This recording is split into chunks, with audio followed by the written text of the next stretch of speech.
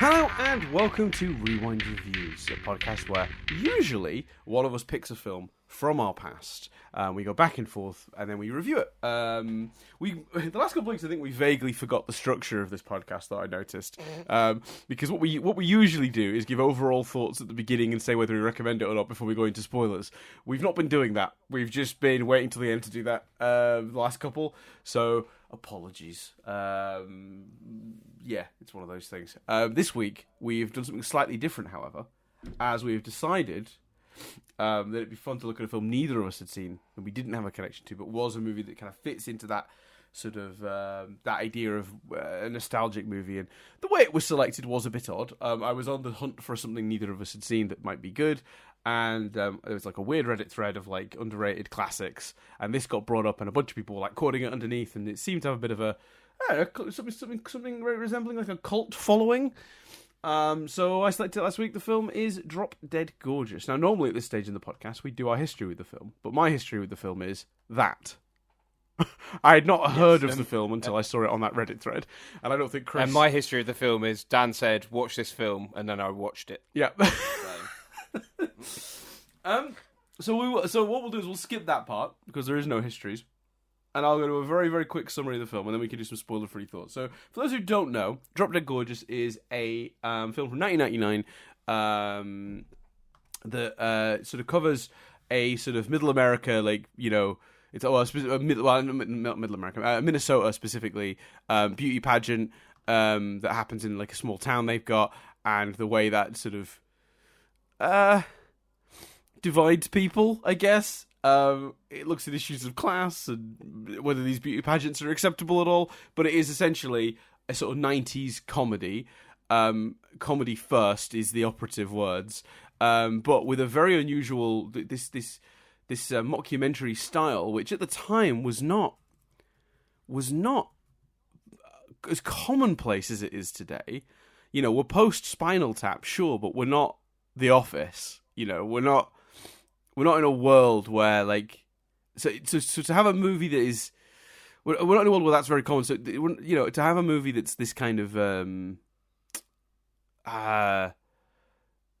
focus, like this, like committed to that premise, that could have also just been a big, like, normal comedy vehicle about a beauty pageant. You know, this could have been a Clueless. It could have been a Romy and Michelle. And they took arguably a very big risk on this movie, so it is very interesting. But that's the basic setup, is that you've got a bunch of quite interesting characters all sort of applying to be in and win this beauty pageant, and then how that all plays out and how it sort of tears apart people and stuff. It's Kirsten Dunst, Denise Richards, Alison Janney, Brittany Murphy, Kirstie Alley, who's amazing in this movie, Amy Adams. Yeah, it's an incredible cast. So yeah, what did you think, Chris? We'll get straight into spoiler-free thoughts. This is a weird movie, isn't it, Dan? Like, there were points where I laughed out loud. One point in particular, one joke in particular, really, really made me laugh. Can I guess what that was? Because Nadia also highlighted the joke as well. Yes, have a guess. Is it the cops thing? No, it wasn't. No. Okay, because that payoff, both me and Nadia like died at. No, it was the she's like singing. So basically, what Denise Richards' character is doing all she can, quite literally, yes, to win the beauty pageant, and she starts singing "You're Just Too Good to Be True," and you're like, "How's she gonna spin this?" And then a big old model of Jesus on a crucifix comes out, and she sings to Jesus, and she sings she sings "I Love You, Baby." I love you, baby, to Jesus. That made me laugh a lot. Yeah. A lot of the movie made me feel depressed because they really make you dislike Denise Richards' character and Kirstie Alley's character. That is who Kirstie Alley plays her mum, doesn't she? Yeah. And for a lot of the film, they seem to be getting away with it. It's just a logic. You kind of have to push, a bit like Fast and the Furious last week. You sort of have to push logic aside with some of this, and just accept the tone. So that made me feel depressed. Some of it has aged horribly. This movie is way too liberal with a certain word, beginning with R. which, you know, because Jess didn't, Jess kind of woke up and I watched the last bit of this kind of not on mute and stuff. And Jess was like, when was this movie made? And I told her, and she was like, maybe. And I was like, but even, I can think of some films, like maybe like There's Something About Mary, maybe, that are quite liberal with that word. But this film does it in a really, like, mean-spirited way. Yes, yeah. We'll talk about it. Like, really mean-spirited. We'll come back to that, because that is a whole discussion, I think. But yes, it's a big problem. There's a lot of uncomfortable humour. There's some outright racist humor about Mexico at the end, and I get it. You could defend that going, well, you're laughing at the characters, but I don't. Still uncomfortable, and a lot of the jokes about anorexia were also very uncomfortable. So a lot of the film's very mean-spirited, and sort of has this. I think most films with sort of this dark, mean-spirited tone, like I don't think I've seen it, but I understand South Park, for example, the South Park movie is that.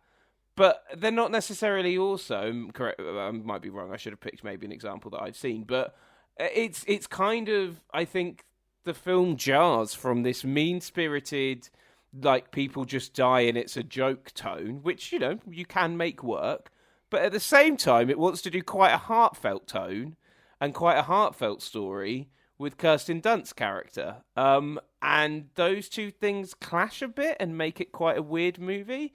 The performances are fantastic. And I think in the hands of lesser actors, like this young cast especially, like, you know, Dan's already listed some of the names, but Brittany Murphy, Kirsten Dunst, Denise Richards, Amy Adams.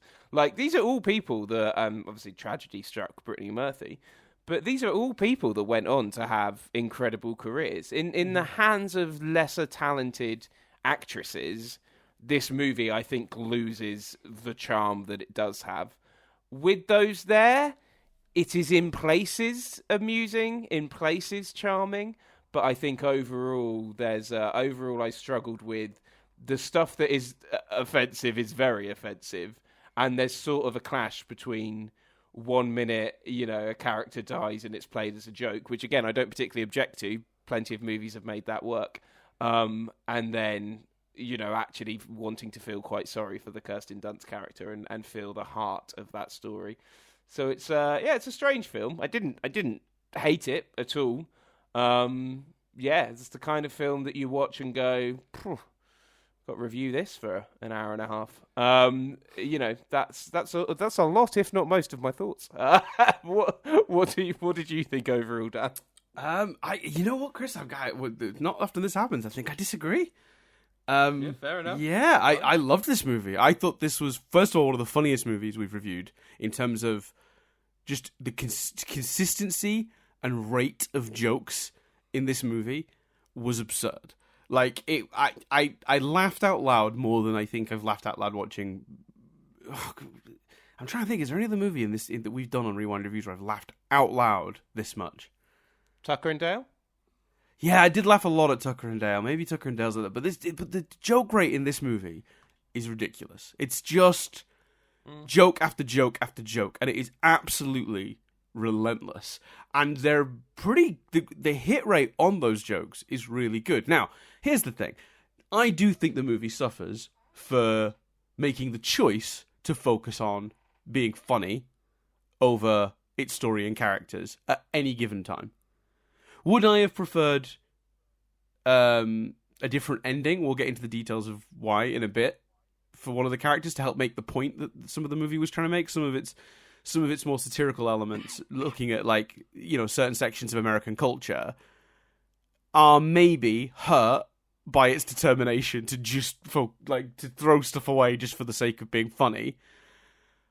But with that said, I had such a good time with the comedy in the film, and then all the performances on top of it, I forgave it a fair amount of that. So I don't think, when I say I disagree, I guess what I really mean is I had a different experience. I see the points that you're making, but none of them were a problem for me. And particularly for me, in terms of the uncomfortable / offensive stuff, I'll be honest with you, Chris, I was actually really amazed at how they handled that, and like almost impressed, because I think the way they did it was almost with an Office level of poise about making it very clear the character is wrong. The thing that's happening is wrong. The only exception to that, for me, was how they handled the storyline you highlighted first, with the use of the R word as you used it, which it did feel like it had nothing to say about anything. It never indicated anyone was wrong for behaving the way they behaved around this character. It was deeply mean-spirited, and we'll get into the details of that when we get more into the sort of spoilery section of the review. But I hated every element of that, and apparently that whole character, or most of that character stuff, was added post by the studio. Makes a lot of sense to me, because it isn't handled. Everything else in this movie that you could argue is in some way offensive or uncomfortable is almost always a David Brent-esque character that the movie is telling you is wrong. The movie isn't presenting the character as being in the right when they say the thing they say that's uncomfortable. So for me, like, you know, the none of that was really a problem for me, except for that one character that we'll come to. Yeah, that's fair, and that's why I gave that defense when saying that. Yeah, you absolutely did. I'm sort of coming in and saying that defense is the one I'm going for, because that's what wasn't a problem for me. Why it wasn't a problem for me, but at the same time, equally, I totally see that somebody might not feel that way about it, might just not like because again, that's a fine line anyone's walking, right? You know, if you're writing it and you want the audience to sense that you don't agree with this as a writer, and you're making a bad character, or a character that is designed to be wrong, you know, say this to almost make the opposite point. That's a very hard thing to get right, and it's one of the reasons I was so impressed with this film, I think, because, you know, I do think Ricky Gervais, for all of his flaws, especially in recent years, you know, what he achieved with The Office was remarkable, right? Even at the time, David Brent was a risky character to put on television, you know. For sure. Even in that climate where things were people were a lot less aware of, you know, certain stuff. But with a very deft hand, and, you know, there's a reason the man won a bunch of BAFTAs for the show, you know, along with Stephen Merchant. They very carefully threaded a needle when they wrote that show, so that the audience trusted that these weren't their beliefs, but were the beliefs of characters. And actually, by having the idiot character say the thing, they were saying the opposite thing. This idiot believes this, so you know it's wrong. And this movie does the exact same thing before The Office got there by quite some years. Is it as skillfully done and executed? No, I don't think so. I think there's more room to misinterpret this movie than there is The Office. But again, it's still well done enough for me to get for me to get away with it. And I had an absolute blast watching this. I thought it was so funny, very enjoyable, a nice brisk hour and a half, which, in a world where at the moment movies like, for those listening, we're in sort of award season recording this, like back in sort of what month even is it? It's March. So, you know, it's like movies like Tar and fucking Fabelmans that are like 16 hours long, just like dominating sort of the market at the moment. On that, can we? This is completely irrelevant, but can we, on award season, can we just Everything Everywhere All at Once won an Oscar, baby, Best Picture. It won all the Oscars. It won like. Literally won all the Oscars. Yeah. But yeah. I was a little sad for Banshees of Inisherin because I thought at least save one for Banshees, right? Come on. No, all the spares went to All Quiet on the Western Front, didn't they? Which is also a great movie. I also very much enjoyed. But I think Banshees of Inisherin is like one of my like top couple of films from the last year. I was very sad it didn't win more. But you know, if it's not going to go to Banshees, yeah, Everything Everywhere All at Once. Was there incredible. something in? And this is we'll spend 2 minutes max on this. But I saw a comment from you in the Discord that seemed to indicate, and I might have just read it wrong, that you didn't think Jamie Lee Curtis should win Best. Is that right? Or what? Correct. Was yeah, she was, of the 5 nominees, she was at best, most charitably, the 4th best performance on that list. Right, yeah, that's what it said. I just wanted to check that because I haven't seen the other nominees, so I'm not saying I disagree with you. I'm not informed. She wasn't even the best person nominated from Everything Ever All at Once. It was it was the most baffling award I've ever seen. Like, look, I get it. Jamie Lee Curtis has been in the industry for a long time. She's never had an Oscar. She was nominated. I feel like it was a little bit like similar to what happened with Leo and The Revenant, where Leo wasn't even the best performance in The Revenant, and he got the Oscar for it. Yeah, You know, Tom Hardy gave a better performance in that movie than Leo did. So yeah, I definitely it's a weird place to have this one, but yeah, I 100%. Jamie Lee Curtis was like fourth most deserved, least deserving, depending on your perspective. I guess she was the fourth one down for me. I'd have put three other actresses ahead of her by quite some way. And it's not that she gave a bad performance in Everything Ever All at Once. It's just, you know, it was a stiff competition this year. It was the most stacked category, to be fair. And on another year, she'd have been a much more acceptable choice. But no. No. Fair enough. No, I was just curious. Yeah. I was curious. Cool. So going back to this film, I completely get that take. I genuinely do. Like I say, I didn't not enjoy it. Just some of those things were big issues for me. But I certainly, one element of your take that I'm like, yeah, no, you've got to. No matter, even if you come out of it not enjoying it, you've got to go, fucking hell, is how early it did, you know, mockumentary, how powerfully it did that stuff. Oh, and to finish your point, yeah, any time on Rewind Reviews we do a movie that's like an hour and a half, I'm like, yeah, baby, let's strap in. Yeah, it's so nice, isn't it? Because like, you know, we're watching movies from sort of the 80s, 90s, early 2000s is kind of our window, right? That's kind of like the era we grew up watching movies in and discovering movies in. So, you know, a lot of the films come from that period of time. Not necessarily strictly that, but that's like, you know, the vast majority. And it just feels like in that era, they were much tighter with movies. They were, I don't know what's happening at the minute. Like, and some movies do earn and deserve 3-hour runtimes. You know, Return of the King in 2000 and whatever went out to cinemas with a massive, massive runtime and earned that. You know, and used it well. But so it's not to say movies didn't come out with those lengths in that period, but mostly they were much tighter and better for it. I think modern films need to start taking the scissors to their movies a bit more. Yeah, I think that's fair. The amount of films recently I've seen where I'm like, that was good, but you could have cut easily 30 minutes out of that. Easily 30 minutes. And that is, the fact that I'm saying that about like 60% of the movies I'm seeing that's too many. That's too high a percentage. When did that, because there was a British film about confetti, wasn't it? When did that come out? I feel like that was that a similar time? That was definitely after The Office. Oh yeah, no, that was 2006. So yeah, nowhere near. I loved Confetti though. Confetti's great. Yeah, that was 7 years after this film. Yeah, wow. That's I know, and the thing is, right? So The Office comes 6 years after this. The Office is 2005, right? This is 1999. But obviously, we do have the work of Christopher Guest. You know, this is Spinal Tap. Which when was this? Spinal Tap was. Let me just see. Was this? I'll tell you, Dan. I'm on a list of mockumentaries. Bear with me a second. Oh, there you go. 1984. So it's not like no one was doing it. You know, Spinal Tap had been a huge hit when it had happened. You know, nearly 15 years earlier than this. So you know, it's not like completely unheard of to use the mockumentary style. But it's, you know what it is? It's the combination of genres that really surprises me. Because to use a mockumentary in a sort of teen comedy, you know, that seems like that would feel like a risky move for a studio to put some money behind. Does that make sense? Like that doesn't seem like a smart move. You know, will a teen audience care for this format? Couldn't we just make this like a movie? You know, just a normal movie. Why this particular format? And credit to them for getting it through, because it's Do you think it would have been harder to get the tone they wanted in a movie? Like, is there something about the mockumentary format that helps gags?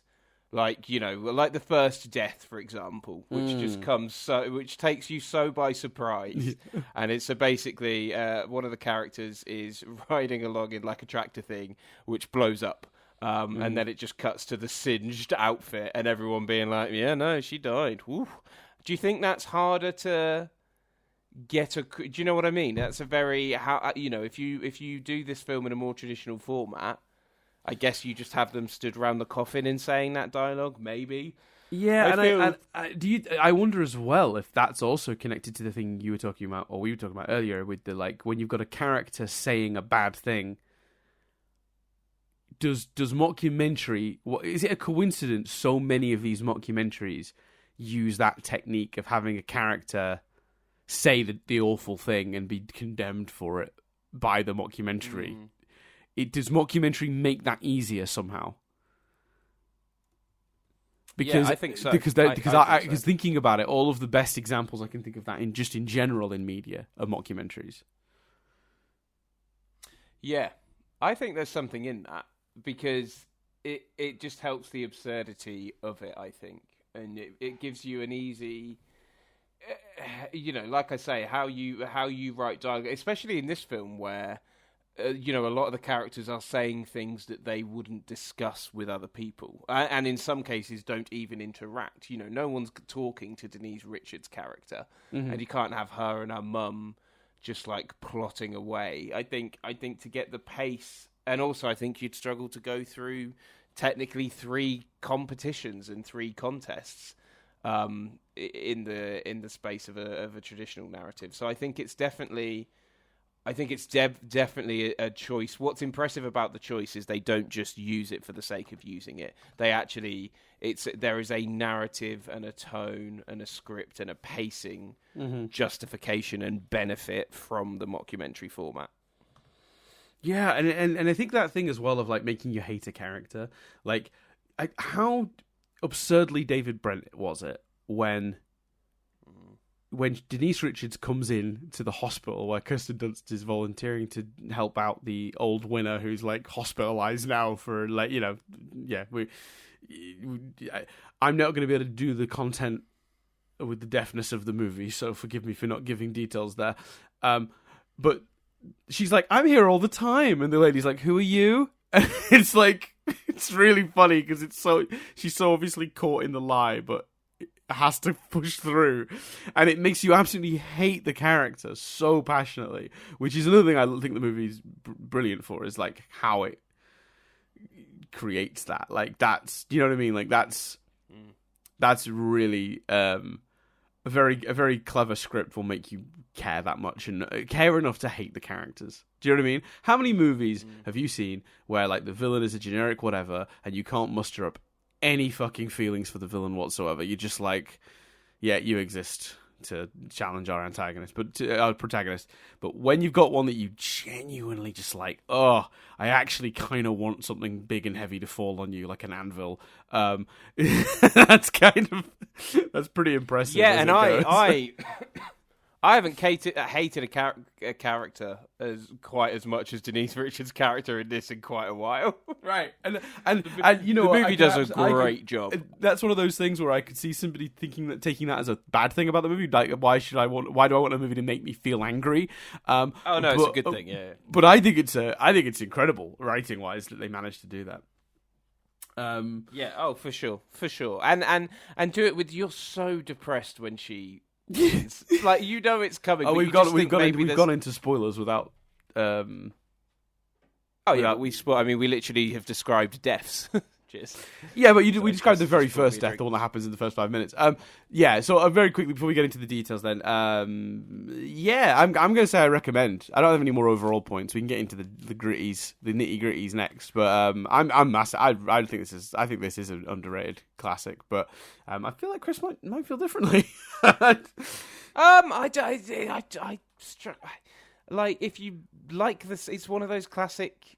If you like the sound of it, if you like comedies, if you're a fan of these actresses, if it sounds appealing, then I'd absolutely recommend it. Do I think it's a stone cold classic? No, but there's nothing. Not every film has to be. I'm gonna subtly try and open this Belvita, and I'm gonna stay silent to make it. Oh, you've already done it. Yeah, but now, hold on. There we go. I've just full blown noise. No, I don't not recommend it. It's one of those films where it's If we'd stumbled across it on Netflix and watched it, I wouldn't be angry. I wouldn't be going, I want to rewatch that at some point, but I wouldn't be. Do you know what I mean? It's not that I have a negative opinion. I have a good opinion. If anything, I would recommend it if comedies are your jam. It's just not necessarily a film that do you know what I mean? Got particularly overly excited about, but that doesn't mean by any means that it's bad. You know, it could be as simple as the mood when I watched it. You know what I mean? Yeah. I mean, I think do you think that's true of comedy more than it is of drama? Like, I feel like I have watched a comedy and not appreciated it enough in the past because of being in the wrong sort of mindset when I went to watch it. But I feel like that I've never done that with a drama, or maybe I haven't done it as often with a drama. Yeah, I feel like I don't know. We bring up this review a lot, but I suppose it's one of the few where we clash. But like, I feel like you went into Last Action Hero with a very analytical mindset, and I went into Last Action Hero with my brain just switched off, and therefore found it thoroughly entertaining. And I feel like maybe it's a little bit reversed this week with this one. Do you know? Yeah, I mean, I must admit, I sat down to watch this in a very relaxed sort of, let me enjoy it. I didn't even make a lot of notes. But sometimes, though, I wonder, is that us or is that the movie? Because there was a part of me yesterday thinking, like, did I just get sucked in? Is the reason I didn't make a lot of notes because I didn't really want to interrupt the flow of the movie because I was enjoying it. It, like, pulled me in through its script, and it's, is that a fair thing to say? I wasn't in the right mood. Should the movie not have, to some degree, the ability to pull you in if it's doing its job right? Yeah, that's fair. Like, that definitely happened with me and Coda.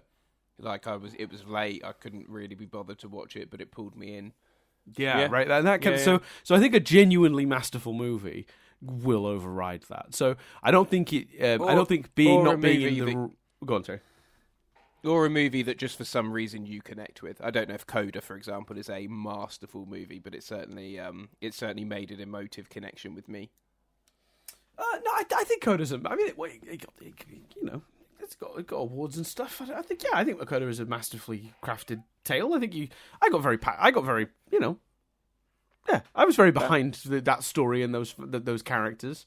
I think they did that with skill. Oh, I love Coda. I'm not criticizing Coda. I love it. It's one of my favorite but film you posed the question, didn't you? You sort of posed the question of, like, was that, like, but by saying, like, for you it worked because of personal connection, that kind of inherently asks the question, would that not have happened then if you hadn't had that? But I'm saying I didn't feel particularly like it was a story that was aimed at me, but I got sucked in all the same. Well, I guess I was just remembering that we had quite a kind of critical discussion of it. But I mean, that was compared to other movies. But there were definitely. I was remembering that you, for example, found flaws with that movie. There were things that you jarred with. So that's what the. It's not necessarily a masterful. Like, if there's flaws in a movie, is it masterful kind of thing? But yeah. Yeah, but I guess maybe I didn't make my point clear in terms of how it pulls you in. It's masterful because I do think that regardless of some of the issues I found with the sort of narrative structure and some of the other stuff like that I personally had with the movie, I think it's fair to say that it's masterful at the thing we were specifically discussing. Yeah, the thing we were discussing. Yes, the thing we were discussing. And I think that does. Yeah, comedies do depend on that. I think a bit more for sure. Yeah. Well, so let's go full blown spoilers because I do have some criticisms that are like linked more to like the story. And I should say very quickly that for me none of this was movie breaking, like enjoyment breaking. But I think had maybe I been in maybe as Chris has suggested in a more critical like mind, like less like more making notes, more maybe these things would have been more of a problem. But fucking hell, this movie doesn't know what to do with its ending, does it? Well, just to unpick before we go into the ending, I think that is also though a benefit of the mockumentary format because, right, if you're being overly critical, a shit ton of this doesn't make sense. Like, do you know like how characters aren't arrested way earlier, all that sort of stuff. But something about the tone that you can create with a mockumentary, if you can create a tone where and again, we're going full spoilers here, where someone can literally get blown up, and then you cut to someone just being like, "Yeah, no, that was a freak accident. That's weird." Like all of that sort of stuff. I think you can get away. You can create a world where you get away with some of that stuff a bit more. So I think to some degree, it's not even necessarily maybe that you were not feeling analytical. It's just that the world through that format can be a bit more obscure, can be a bit more bizarre, and you can get away with more, I think. And it's just about to which degree you allow it to get away more with that, to which, when watching this for whatever reason, you and I had different degrees of that, maybe. Yeah, well, I mean, the film is. I mean, I think that's true. I think mockumentary does allow you to do that, but I do also think making an absurd film helps too. Like, the movie's tone is wacky and absurd and cartoonish from pretty much minute one. It's not shooting for realism, is it? I mean, which is what is so funny, I think, about the film for me, was that clash of mockumentary, which wants you to believe the world is real and believe the people are real, but then kind of like quite a surreal's the wrong word. I think absurdist is that. I think I'll stick with the word I originally used. I think the movie is an absurdist film in many ways. Like it's a very heightened cartoony reality that these characters inhabit. And I think it's the clash of those two makes the absurdity seems even more absurd through the lens of a documentary, I think. And that does, I think, put you in a position to relax more, maybe, or like criticize more what happens. If I was to unpick it a bit, that's kind of maybe what I would suggest. I would, yes, but there are. I mean, that's not to say the movie isn't full, though. Particularly, I wanted to talk about the ending. I mean, how did you feel about the ending first, Chris? Because I've talked a lot, like, because I'm rambling at this point. But what did you have any issues with it? Because I certainly did. I was glad. Well, where are you? What are you defining as the ending? Where are you going from? Well, that's also part of the problem with the ending, is that it is several endings stacked upon each other. Anything from the actual. From the burning of the parade to the end, I think, all feels like the parade. It feels like that thing people joke Lord of the Rings is, where it's like, is it over now? No, there's more. Okay, is it over now? Yeah, I was very surprised. I was shocked we got to Nationals, if I'm honest. I think maybe a better movie. Honestly, it feels like the movie was surprised to find itself at Nationals also. Well, yeah, hence why it was like, oh, we got to find a way to get rid of this Nationals plot in 2 seconds. I thought that last shot of okay, so some of the ending I really liked. The notion that actually, so I think Denise Richards' character getting her comeuppance. For those that haven't seen it and don't care about spoilers, she dies in a big burning swan. But it was so quite satisfying. It was quite a bold comeuppance. It's like, oh, fucking hell, this movie's not just killing her, it's really killing her. Yeah, it's brutal. Oh, okay, but fucking hell, I've just forgotten there was an ending after the Nationals bit as well, wasn't there? Yeah. I'd forgotten that. This movie just fucking keeps... Like, the ending is insane. And look, every single segment that was an extra ending made me laugh for some reason. So, like, again, it's why I walk away going, like, I objectively know that is not how you should write a movie. But because I found each individual segment almost funny, like a sketch, like I was kind of... They got away with it. But yeah.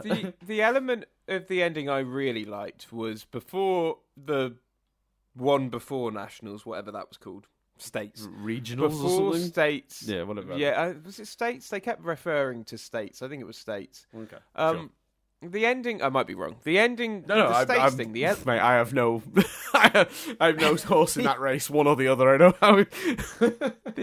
The element of that I liked was the notion that what's Amber, isn't it? Mm-hmm. Amber was looking round, and you kind of felt as an audience, and kind of felt her feeling.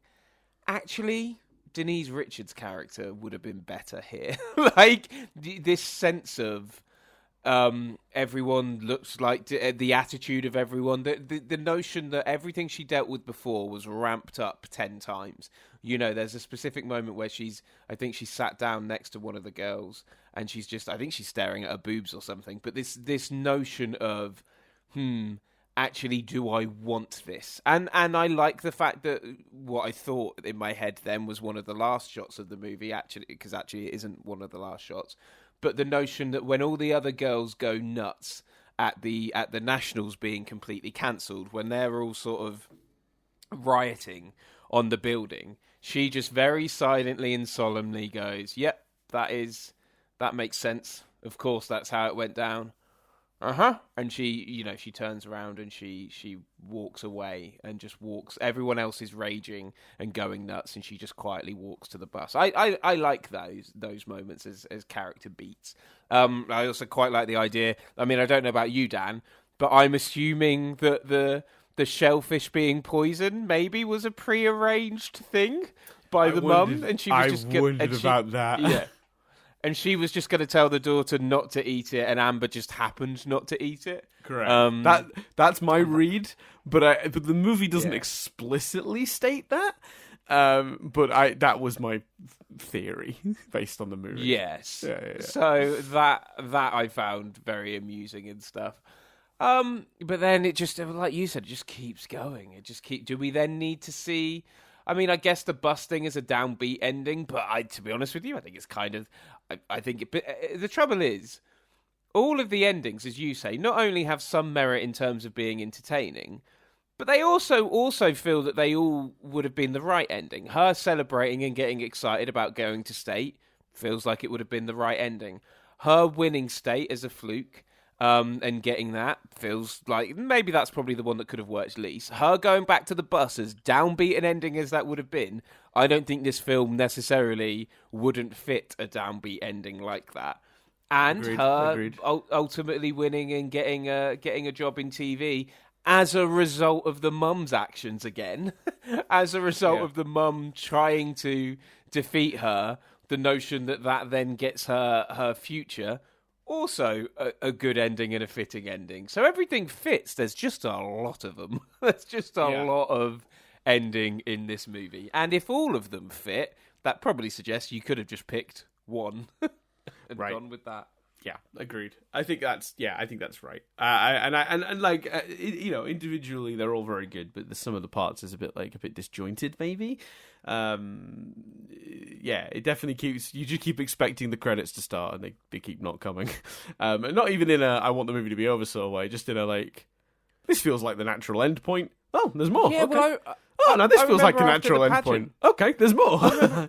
After the pageant, there was 20, 30 minutes left of the movie, and I was like, "Oh, really? Oh, See, okay." That's funny because I didn't glance at the timer, and I'm kind of glad I didn't now because that would have thrown me. I'd have been going, "Well, where's this going then?" Because I was just in and thought it was over, and then it kept going, and I was surprised.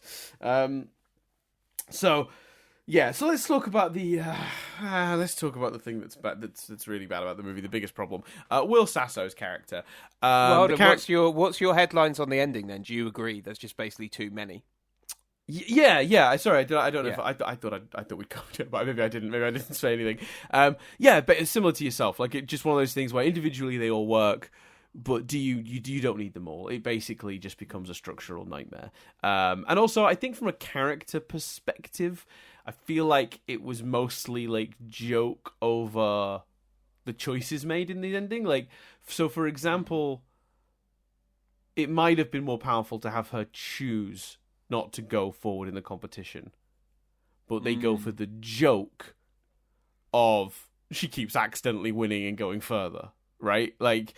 I think what's the right character ending for this movie, for that character, for Amber, and for me it's for her to choose otherwise, but they don't do that because it's funnier to have all the girls vomit ink from the shellfish, and it's funnier to have the entire company running the pageant. It's not funny. It's grim. I thought that was so funny. It was because the way they did it as well.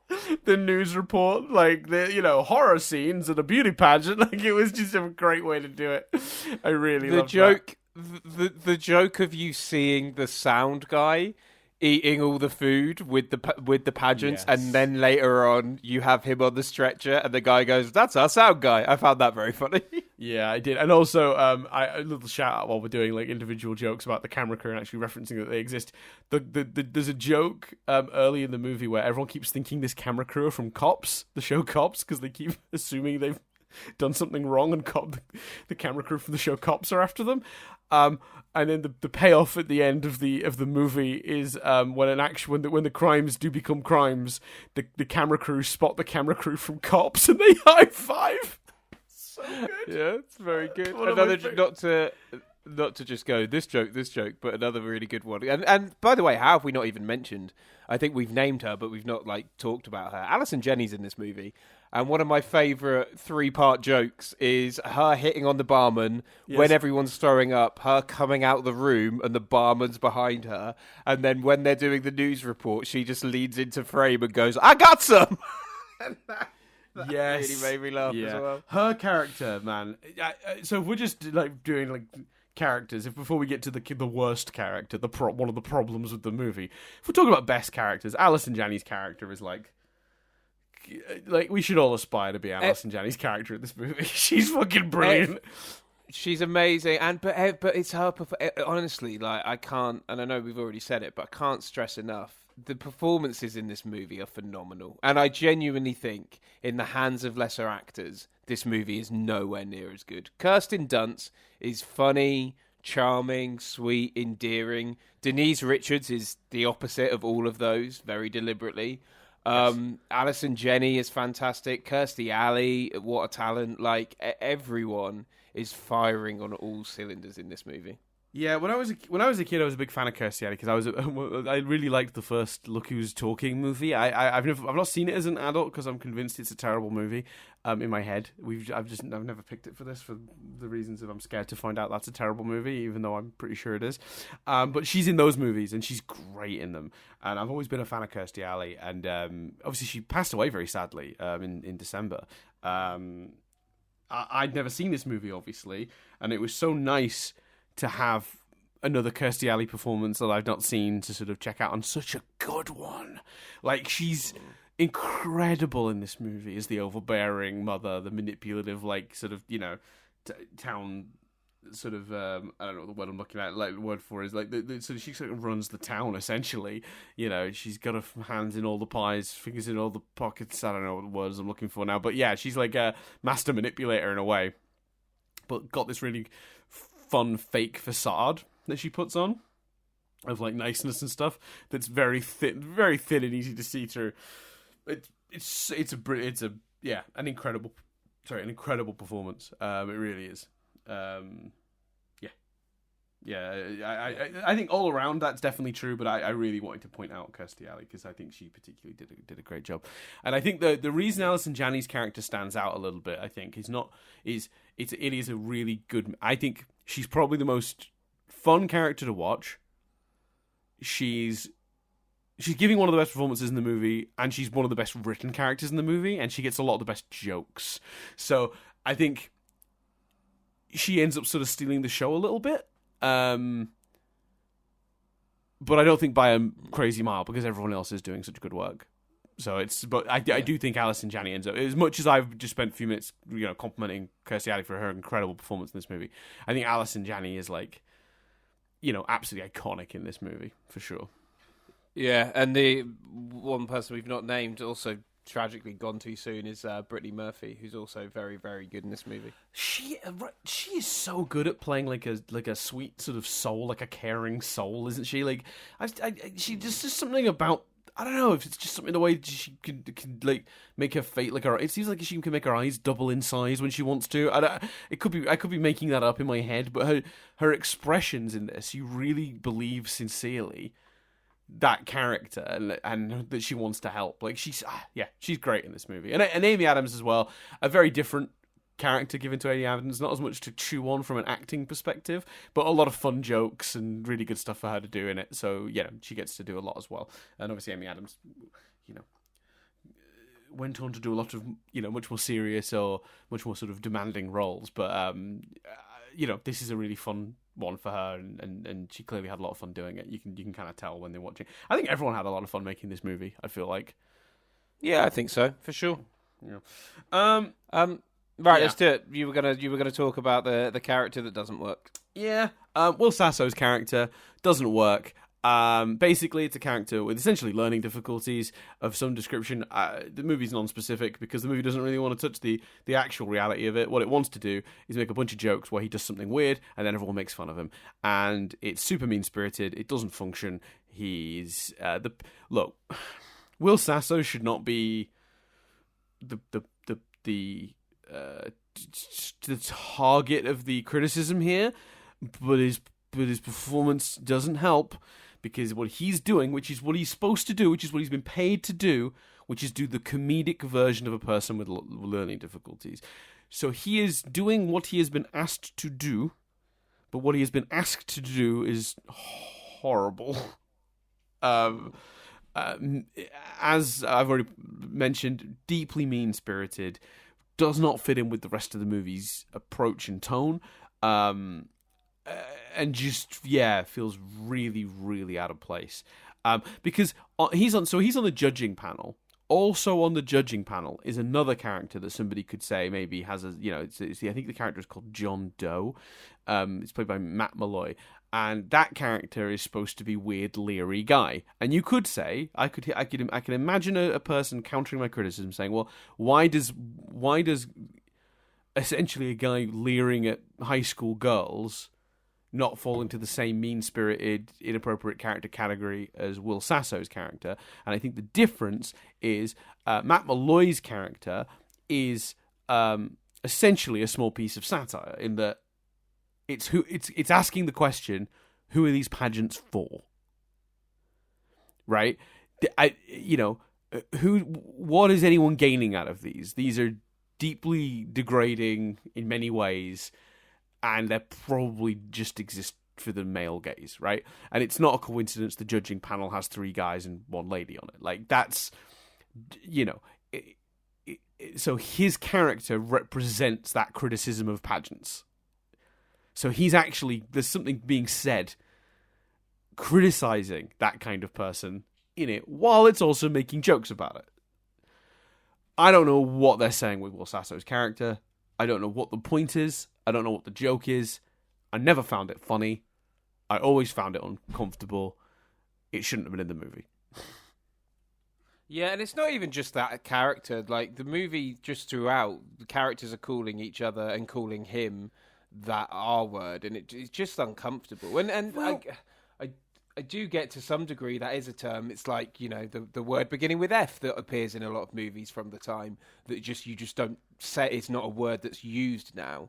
I do understand because I didn't quite hear it. Did you say F? F, yeah. Slang term that was used in the past for homosexuality. Yeah, absolutely. I know. No, I thought you said S, and I was thinking, what S word is he referring to? So that was just me mishearing you and wanting to clarify for my own benefit. No, so I just, it's just uncut, and it just felt like a lot. Like, it just, and partly because that word is thrown at Will Sasso's character. But it just felt like a lot. And like I say, even Jess that didn't watch the beginning of the movie but kind of heard the rest was like, they're being a bit liberal with that word, aren't they? And I was like, yeah. So, yeah, it was just on reflection uncomfortable. But in particular, as you say, that character not having a point or a purpose and it feeling like it's being done just to laugh at the character was incredibly uncomfortable. Because you know what I really wanted to happen as I was watching the movie, and I started to think, oh, they're going to do something good with this. So as we get towards the end of the movie, there's the very surprising reveal that Denise Richards' character won, right? Which I genuinely was surprised at. I thought, what a clever thing for the movie to do, because usually this movie does not work out this way. The good guy wins, generally speaking. But I guess it's making a point about these sort of like corrupt, weird towns, and we'll talk in a minute about some of the messaging of the movie. I think I've got some points on generally what this movie's trying to say, even if sort of thinly. But there's a lot of that in the movie, and I was thinking as I was watching it, because the movie had earned a lot of my trust right? So I was thinking, oh, so the minute, I was thinking the minute Denise Richards won, I think her character was called Becky. Was she called Becky? I think she was. Yeah, Rebecca, Becky, and Lee Manega. Great. So when Becky wins, I'm thinking, oh, something dodgy has happened here. They've fiddled the votes or something. And the guy no one thinks is worth anything, the guy everyone's been dismissive of all movie, this character with learning difficulties is going to figure it out and save the day. Yeah, because there's a bit earlier in the movie when they're like, we don't know who's won, I don't know who's won, and he in the background goes, I know who's won, implying, I think, that he knew it was a fix. Correct. Now, I thought he was going to expose that somehow. I didn't know. I couldn't figure out an exact, this is how they do it, whatever. He recounted the ballots or something. I don't know. I hadn't really thought about the scoring or how that would turn out to be the case. But I was absolutely convinced that's what they were going to do. Because if you do that, at the very least, then the point is these people are bad for underestimating this person. And he's foiled their quote-unquote clever plans. And they dismissed him. And then there's a point to it, and I feel a lot more comfortable about the whole thing in that scenario.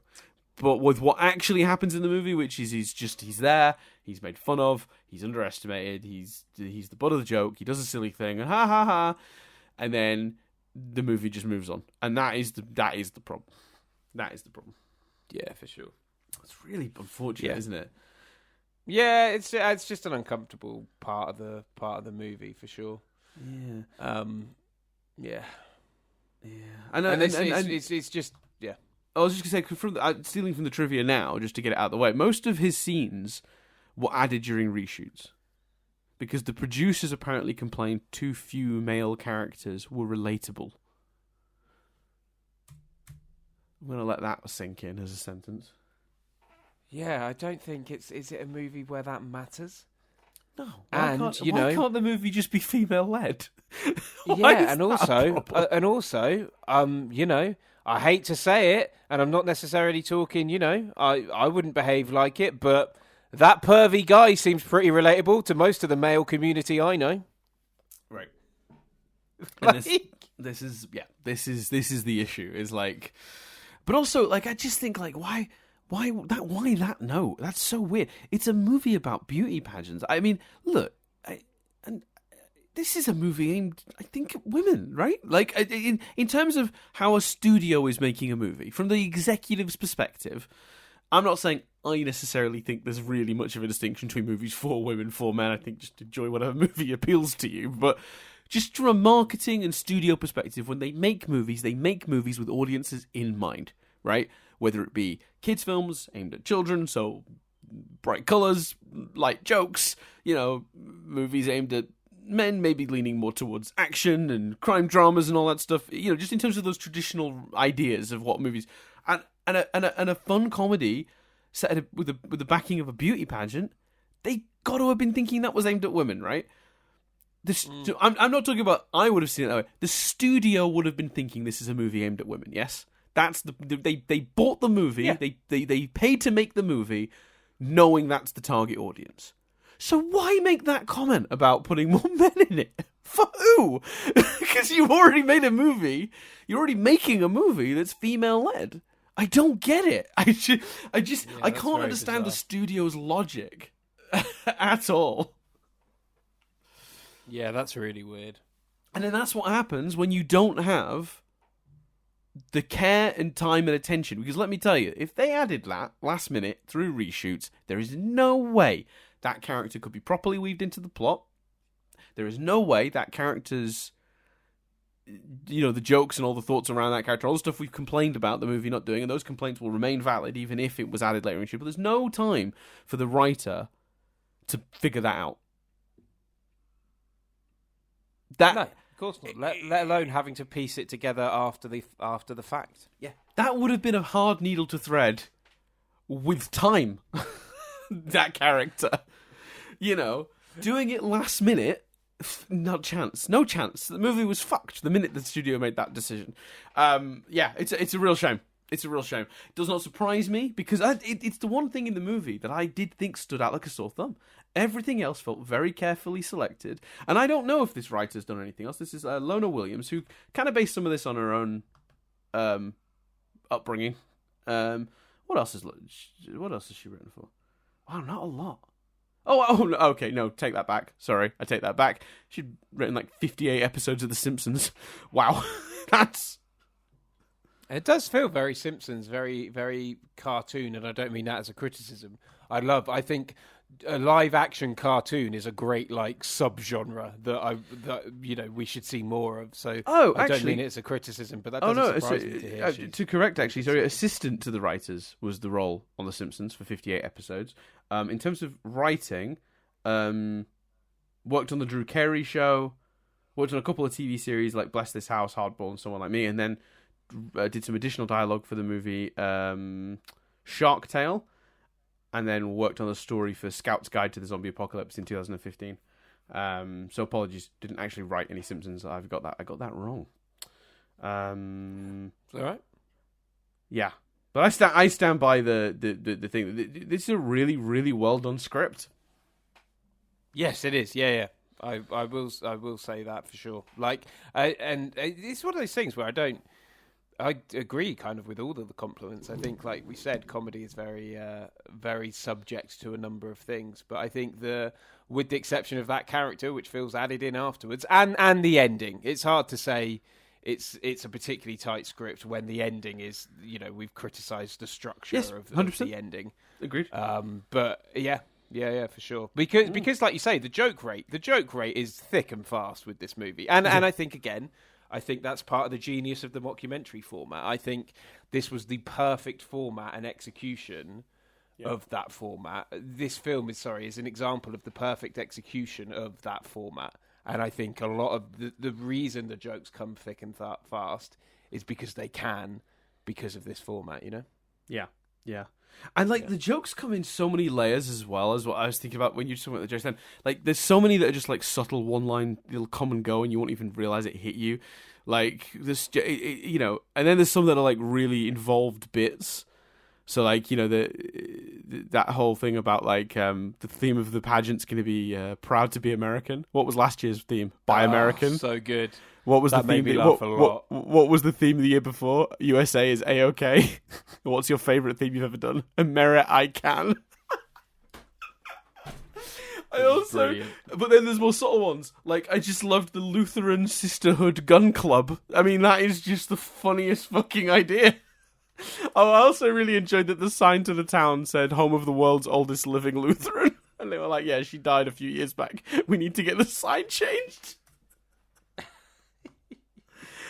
I also did. I must admit, I did find it funny. As unfortunate as the subject matter is, I did find it funny that because this town is so revolving around its pageant, I did find it funny that at the hospital there was an eating disorder ward because what that says about the pageant and what the pageant does to the town is some quite biting commentary, I feel. Yeah, well, let's talk about that. I think the film makes a lot of great points about pageants and about how they're often rigged, about how they're not necessarily promoting the best messages, about how, someone singing a song to a big statue of Jesus would potentially do it. Like, there's an awful lot of strong messages, and I think they do, some of the decisions with Kirsten Dunst's character, in terms of her personality, in terms of like the unrequited love that her family unit, including Alison Jenny, who's I think her aunt, isn't it? She's either her aunt or just literally her neighbor. Like, because she lives two doors down. It's just I think it makes a lot of good points. I think this movie, and it's effective. Like I say, one of the things I liked about the ending. Was that notion that she was maybe beginning to go, oh fuck, maybe this isn't actually for me, and that shot of her walking towards the bus dejected. I thought that was a great commentary on beauty pageants. Mm-hmm. Yeah, because I think it's also like what I think is really effective about the commentary in this movie is it covers such a wide berth of topics. So there's a huge amount of criticism for the pageants, but I would argue maybe pageants are an easy target. Like, you write a movie about pageants, it's not going to be too hard to sort of point out what's wrong with their existence. But it also makes a bunch of stuff about like these sort of strange rural sort of God-fearing communities that often claim to be virtuous but are far from. These weird class situations we get, because essentially, Kirsten Dunst represents like the poor family in the town, and Denise Richards comes from a place of privilege. Her mum's one of the most, liked, richest families in the town, and the advantages that's given her to the point where, despite not deserving to win at all, she wins because it's just rigged. So there's like a whole thing about our entire, Western society's entire class culture in there. Like, it's such a wide, like, wow, it's shooting for the stars a little bit with this script about a pageant, I feel, in terms of some of the subject matter that's being criticized about like culture and society and stuff. Quite large ideas, I feel. Like, yeah. I've just remembered you talking then. Because I was thinking about her working and how she's shown to have to, even already at her age, she's got a job. And it made me remember that, like, a guy hits on her and then is just dead in, like, 2 scenes later with no real explanation. So, it's one of my favourite jokes in the movie. So she also works at the school on her lunch break. Like, this is how poor her family are. She works, she's doing lunch at the school. So when she finishes her class, she goes and starts dishing out everyone's lunch. And this guy asks her out, and then it cuts to her at her job the evening at the morgue, where she does the makeup and hair for the people before they go, on display, for the funerals. And she pulls back the sheet, and it's the guy. He was like, "I'll see you tonight." And then we cut to, she pulls the sheet back, and it's the guy, and he's got a bullet hole in his head. Oh, there is an explanation, isn't there? Like, it then cuts to Denise Richards' character at, like, gun club, and she's like, "He got a bullet to the head?" Whew, dear. Yeah, because she says, "What are you doing tonight?" earlier, and he says he's going duck hunting, and it cuts to Denise Richards after we found out he's dead, and she goes, "What? Duck hunting's a really dangerous sport." It's just crazy. And it's like, it's insane because we've already established Denise Richards is pretty good with a gun. Like, do you know what I mean? Like, it's just the movie makes me know. Like, that's what's so, but even that's a commentary. How overt it is, how not hidden it is actually a really relevant commentary. People are doing this shit out in the open these days. This is an issue. Like, this is a really modern point. Like, you look at Trump. Trump committed most of his crimes very openly. Do you know what I mean? He was not subtle about the things he did. Ever. And yet, the man's, off yucking it up at Mar-a-Lago. It's the same thing. It's like, oh, privilege and money means I can just go around and kill people and no one will bat an eye. It's a commentary in itself. And it's just... The movie is full of incredible insights into these topics, and often with a really, really good comedic edge, to the point where, like, I would forgive someone for not even really thinking about the messaging and just come away going, "That was really funny," and not realizing necessarily why, and or not necessarily really realizing what the message was under it until they think about it later. If somebody just came out of this going, like, "Yeah, I really laughed at that," and not having any sort of thoughts about what it was trying to say, because it's so the two things are so linked. They're happening at the exact same moment. So you're laughing, but also the movie is going, also, notice this. I think that's. I was thinking that scene with duck hunting's a dangerous sport. I think that's another reason. I know I keep banging on about this, but I think that's another. It's a good example of why this film's making the most of the mockumentary format and why that helps the humor, helps the pace, etc. Because in a traditionally structured story, in a story that's not a mockumentary format, you cannot cut to a 10-second scene of Denise Richards at gun club cocking a gun and going, "Well, duck hunting's a really dangerous sport," to one of her mates, because you'd just be like, the scene would need to be more than that. I think they really used, one of the reasons the jokes is so thick and fast is because with the mockumentary format, you can have scenes that are literally 10 seconds long. because it enables you to do that easier than a traditional movie would. Yeah, the fast cutting, you're correct. Because it's been deliberately cut. You're not being presented, like, it's been cut by a person telling a story, so they can just give you the key information and move on. You're right. That's a really good point. Yes. Yeah. 100%. There we go. What other notes you got, Danny D? Danny I made a couple of notes about one or two times they do kind of break the camera position rules, but I think that's fine. I don't think it matters. For anyone not sure what I mean by that, obviously in a documentary, the cameras can only be in certain places because you can't know where your subjects are going to go. So if your subjects move into a different room and there's already a camera set up in there to take it, that's not likely. So the movie mostly follows the rules where if someone moves into a different room, the camera will follow them. But once or twice it breaks the rules. The example I can think of is when Kirsten Dunst is doing her like dancing as she's walking home, and there are all these like cuts to like close-ups of her feet that are from like very cinematic camera angles. Then when the wide shot comes in, you don't see the cameraman taking the shot close to the feet, so it's breaks the immersion slightly, but it's not a big deal.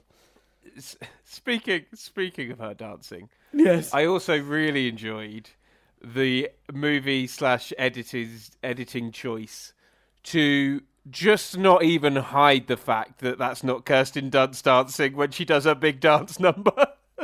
Yeah. Lots of feet shots, lots of wide shots of somebody twirling, but just almost comically the way it builds. Yes. And it almost breaks the mockumentary format slightly because it feels more like a spoof. It feels more like something you'd see in a spoof movie where it's just so clearly not Kirsten Dunst. Right. And that made me laugh too. Yeah, we haven't talked about that element actually. I really liked that plot line. Like, so for those who haven't seen the movie or just aren't interested in general, there's a plot line where basically one of the ways in which they're going to beat Denise Richards' character is going to beat this. She beat Kirsten Dunst's character. They steal her outfit for her big dance number, and basically the rule is the outfit has to be approved weeks in advance, so she can't just wear a different outfit.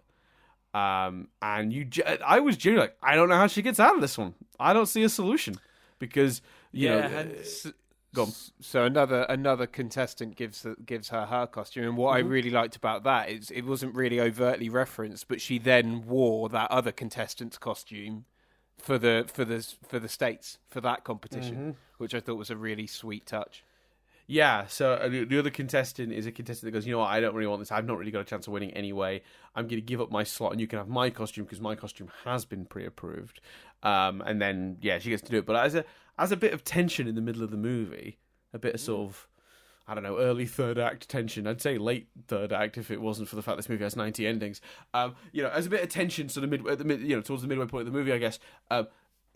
Brilliant, really, really good. Because I genuinely went, I actually don't know how they solve this. Like, that seems because the person who's willing to cheat and murder to win is in charge of the rules of this competition, so she's no chance, surely. Yeah. And then that technical sort of get around they end up using to sort of solve that problem, I thought was very good. And I couldn't foresee it as well. I was pleasantly surprised, and it does a lot for obviously the character played by my brain is dying. Brittany Murphy's character, who's the character who gives her the outfit. Really, really, a lot of fun. Really well done. Very sweet. Yeah, for sure. And like you say, the heartbreaking thing of, as you talked about earlier, it doesn't work. She doesn't win.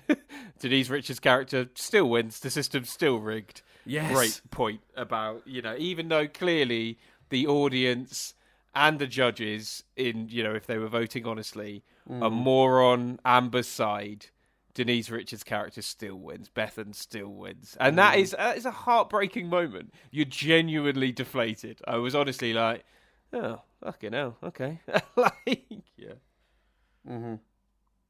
Yeah, incredible. Absolutely incredible. I want to, as well, just credit to the running gag that her mum gets a beer can fused to her hand.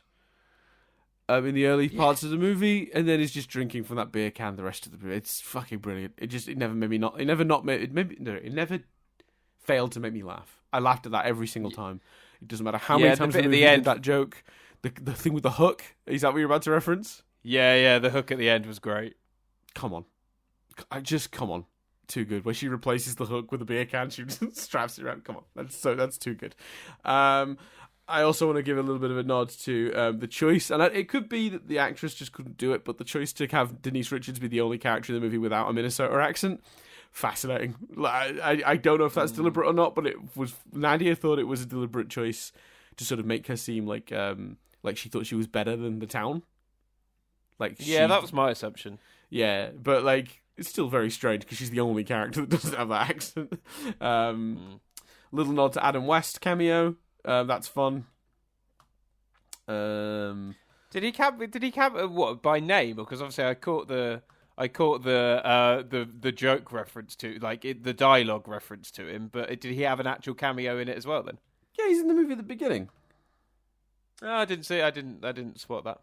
Okay, yeah. So they do the whole thing where they're doing last year it was presented by Adam. Adam West is presenting that entire opening trailer.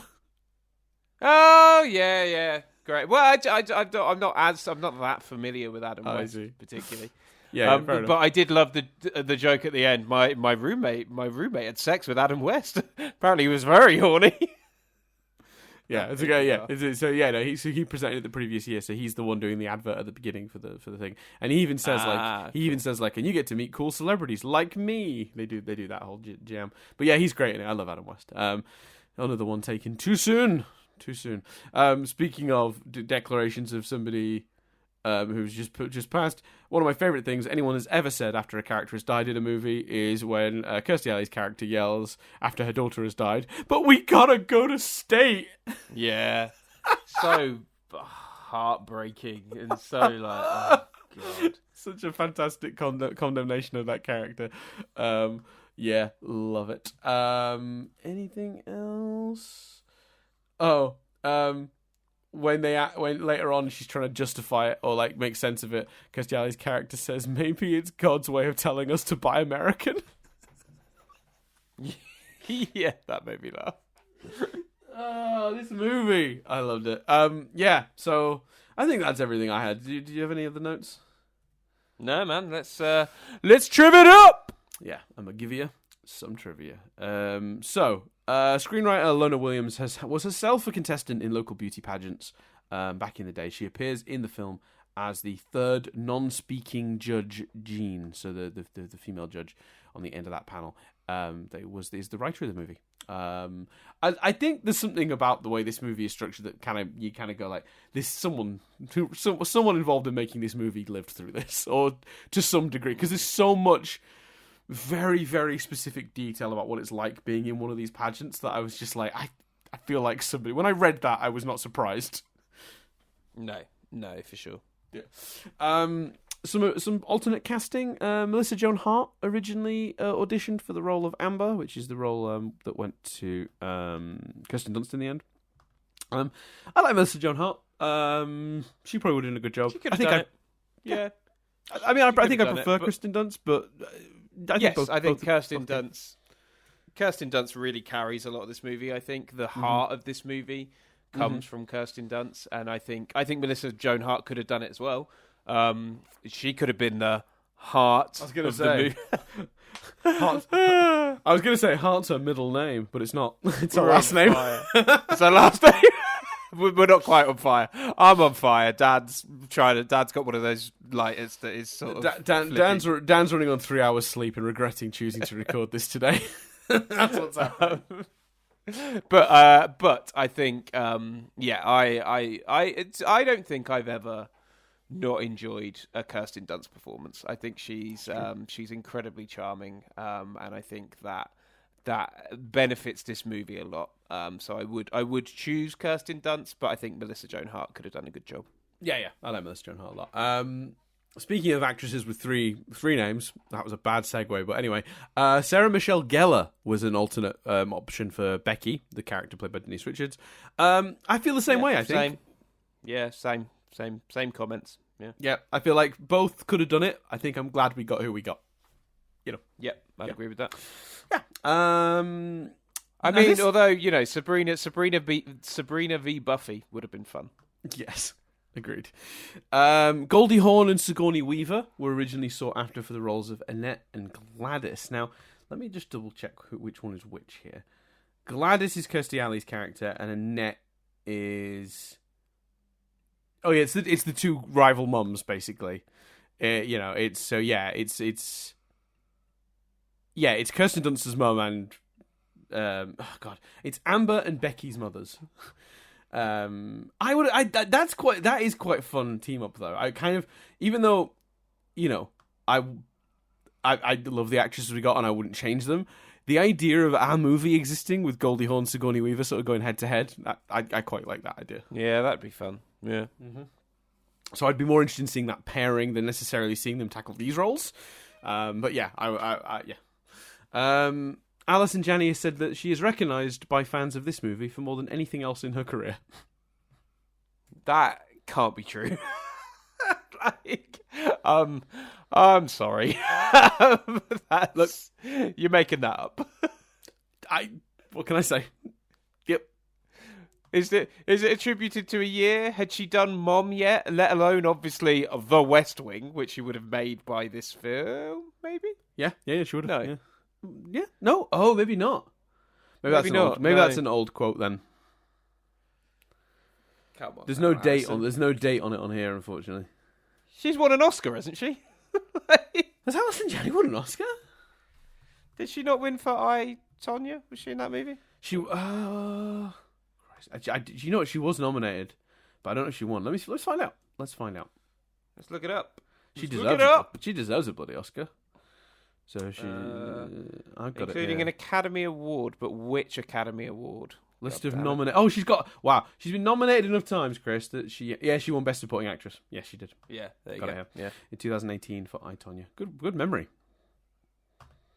Good memory. Yeah, Chris. so I just think, Oscar winning actress in a long running sitcom and one of the most renowned dramas of all time. I just struggle to believe she's most recognised for a 1998 mockumentary about beauty pageants. I will say, though, her character seems to be the most popular. When I did a little bit of because this is one of those movies where there's a little bit of trivia on IMDb, but there's not a lot. So I tried to see if I could find and information about this movie elsewhere. Like maybe someone had made a really interesting, YouTube video essay on the making of this movie or something.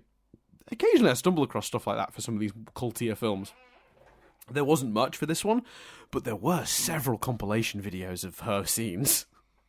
So she is clearly one of the more popular characters. Like one YouTube channel had done 15 times...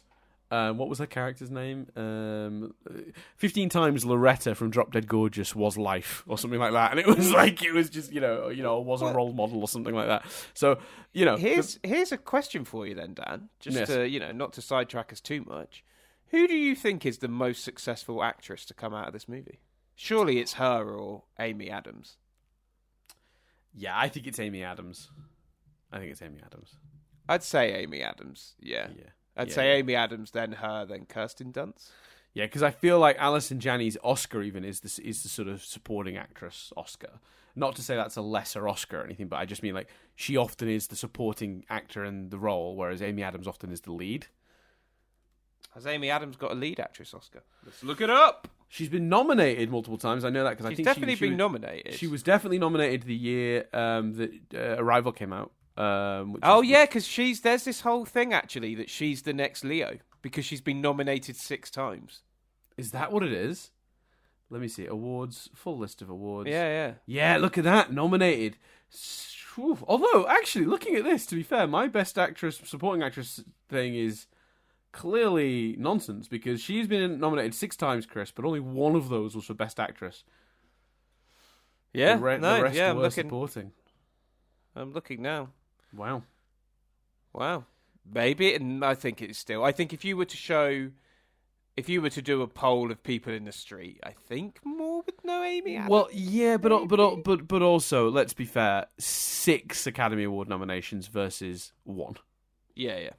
Now, admittedly, I think it's Alison Janney won hers, but I'd still say that suggests a more prolific career. Yeah, and it's worth saying, get Amy Adams an Oscar. Yeah, but don't do it in the Get way Amy Adams an Yeah, but Oscar let's not do it in the way we did it with Jamie Lee Curtis. For the fourth, see, it's looping round. That's why we talked about it. It felt like a tangent. We've looped it round, baby. Get Amy Adams an Oscar for the fourth best supporting actress performance in a movie that year, is what I'm saying. I'm just saying, man. I'm just saying. Stephanie, is it Stephanie Sue from Everything All at Once? Angela Bassett from poor Amy Adams. She also has been nominated for like 1, 2, 3, 4, 5, 6 for 7 BAFTAs and not won any of them either.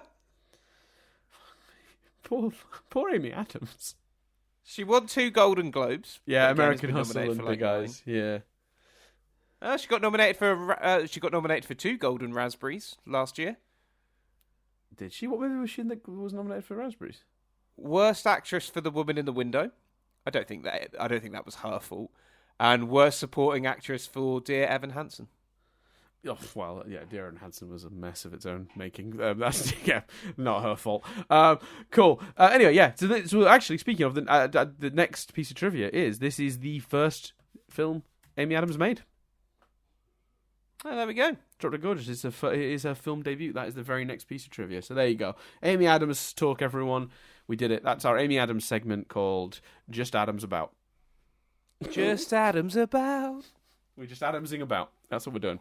Right. And where's Adams About next week? We'll figure it out. Oh, just Adams About. We'll figure it out. There you go. I made a rhyme and everything.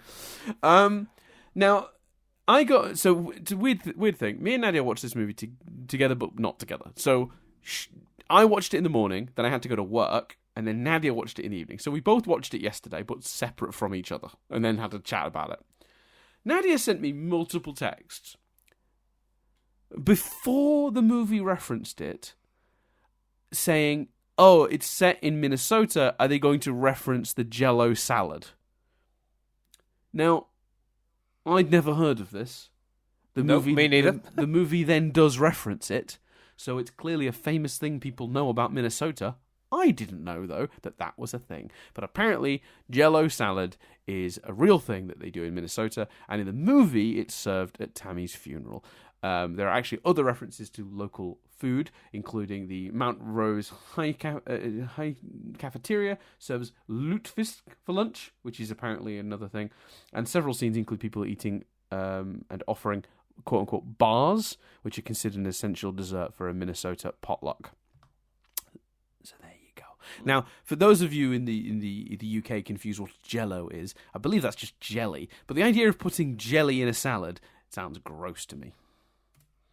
Yeah, that sounds awful. Sounds like the worst thing I've ever heard of. I literally couldn't think of anything worse to eat. Yeah. The fish sounds nice, though. I like the sound of the fish. Yeah, they described the fish in the movie, and I like the sound of it. Yeah, I'm not a fish guy. You should not. That's right. I remember this about you. I like a good white fish. I'm not a big seafood guy. Don't get me anything slimy. I don't want no shrimps or I don't particularly have like lobster or anything like that, but or like shellfish or anything like that. But I do love a good like a salmon or a whitefish. Would you rather eat an oyster or a dish with red onion in it? Dish with red onion. Really, you hate onion as well. I do. But oyster grosses me out so much as a concept before we even get to the actual eating of the oyster. Yeah, no, I would vomit, I think, immediately if I ate an oyster. We watched something. I think it's Bad Sisters, isn't it? It has a scene where a man takes a tray of oysters to the bedroom for the woman to eat as if she's picking off a bit of cheese. It's fucking so weird. Yeah, anyway. That's correct. That is from the show Bad Sisters, and it made me feel sick to my stomach. Yeah. Anyway, right. Didn't like the idea. Anyway, the mall parking lot that Gladys pulls into is actually where it was filmed, as the Eden Prairie Center in Eden Prairie, not the Mall of America. And funnily enough, that is the exact mall in which they shot the movie Mallrats. Way! Little reference to Mallrats. The original title of this movie was going to be Dairy Queens. I don't have an answer Such a shit to why title. that was. It's a bad title. It had to be changed after the corporation that owns the brand Dairy Queen, the ice cream chain, filed a lawsuit. I think the movie is better off for that happening. I think Drop Dead Gorgeous is a pretty good name for this movie. It's a great title for this movie. It works on so many different levels. Yeah. It's a great title. Yes, it is. The town of Mount Rose is fictional, but is an anagram of Rosemount, which is where the screenwriter Lona Williams graduated from high school. Meanwhile, all the other Minnesota cities mentioned in the film, such as Burnsville, Forest Lake, and Pine City, are indeed real cities from Minnesota, particularly the St. Paul metropolitan area. But yeah, so the specific town is fictional, but the other towns nearby they reference are real ones. So there you go. Let's see what else we got here. Oh, yeah. The sports team at Mount Rose High School are called the Muskies. This is a reference to, I'm going to pronounce this wrong, but muskellunge, a fish found in northern Minnesota, whose name derives from the Ojibwa word, I don't know if I'm saying that right, for ugly pike. But so there you go. More fish facts. Fish facts with Dan. Denise Richards was 29 years old when she portrayed the 17-year-old Becky Lehman. I put that in because it never escapes my notice when a nearly 30-year-old plays a teenager. It's not going to escape my notice when we finally sit down to review the Tobey Maguire Spider-Man movies, and that adult man chases a school bus in the opening scene, and I always think, has some kid forgotten their lunch and their dad is bringing it to them? Same thoughts here. Denise Richards is obviously, a very youthful-looking person, but still clearly an adult. Weird. Always weird. Never escapes my notice. Yeah, it's weird. I didn't think of a way to work this in neatly this week, so I'm just going to have to say, during the Harry Potter movies, Daniel Radcliffe went through 160 pairs of glasses. I put it in, and they made a little asterisk next to it to remind me to come back to it and weave it in neatly to something. Forgot to do that. I think it's much better. It's much better when you weaved it in. The Fast and Furious one was beautifully done. And this has made me, well, look, I've let myself down after that. Look, Chris, I've let me down. I've let my family down. My my good family name. It's a tarnish I'll wear forever. See, I know how little you would ever be bothered about letting your family down. So that just feels so insincere to me, Dan. I don't know what you're talking about, mate. Anyway, moving on. A couple of bits more trivia, including an interesting Cars Exist this week. So I'm excited, Chris. So, according to director Michael Patrick Jan, Kirstie Alley apparently refused to try on many of the costumes that the wardrobe had picked out for Gladys, and instead asked for them to be sent to the Scientology Celebrity Center in Hollywood for her to try them on privately there. That's weird. Don't know why. Scientology is weird. I don't get it. Yeah, I don't understand that either. Nope. Strange.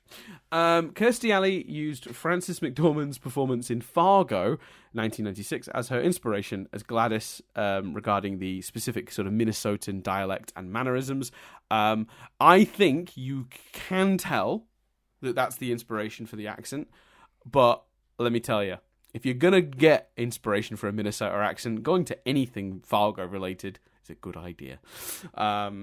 Yeah, I'd agree. Yeah, there are much worse actresses you could crib from. Do you know what I mean? If you're going to do it, choose a good one. And she did, and it worked great. Now, this one's a really interesting one. Wait, let me just double-check that I've got the right character here. Because it's got the name of the character, I want to make sure this is the character I think it is. Talk amongst yourselves. So, the other day at someone I know's work, one of their colleagues got out a bagel, and without toasting or slicing it, ate it. Just bit into it like you would an apple, and it's kind of it's blown everyone's mind a bit. Well, I don't know if you remember, Chris, on a Statics a few years back, I, as a joke, prepared loads of food that I was going to slowly just keep pulling out on camera across the whole podcast.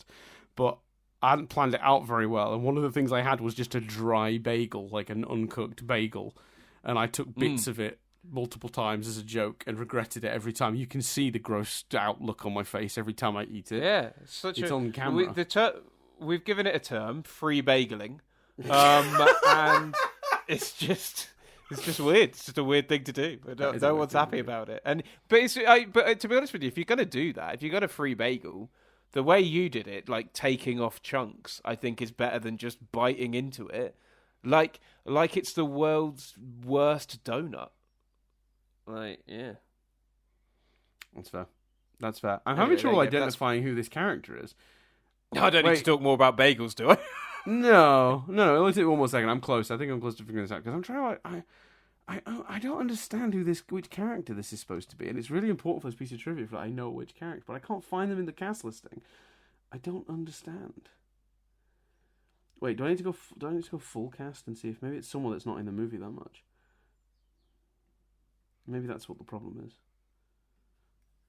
Wait, do you remember which character was called Iona? Not even a little bit. Iona Hildebrand, the 1945 winner. Played by 1945? Well, it must have been... Oh! Right, it's the... I think I know who this is. Is this not the assistant lady? That also had won it in the past? The one that's like with... Yeah, that would make sense. The one that's kind of with Kirstie Alley's character throughout a bunch of the movie. That must be it. So basically, the original ending was different. One of the original endings was different.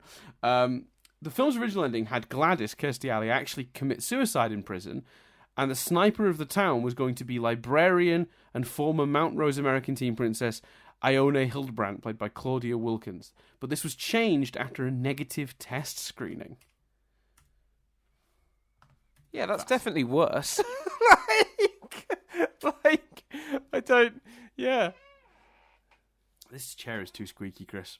I need to because it's already weird because she seems to be firing like in a diner where the character doesn't work and Kirsten Dunst's character isn't inside the diner.